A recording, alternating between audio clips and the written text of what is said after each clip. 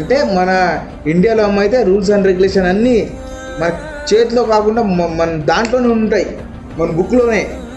అంటే out of country అమ్మ అయితే మన లాలో ఉండవు, మన బుక్స్లో ఉండవు, మన చేతిలో ఉండదు. ఏంటంటే పాలిటిక్స్, అది మన అర్హత.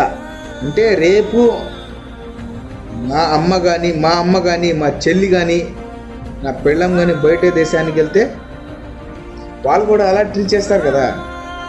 చూడండి ఒకటే చెప్తున్నా, మీరు మీ ప్రవర్తన మార్చుకుంటే మంచిది. ఎందుకంటే బయట అమ్మాయి మన అమ్మాయే. అది మీరు ఒకటే గుర్తించుకొని చేయండి. జై హింద్, భారత్ మాతాకి జై. And justice for Mamata. Lastly, I can send you a message.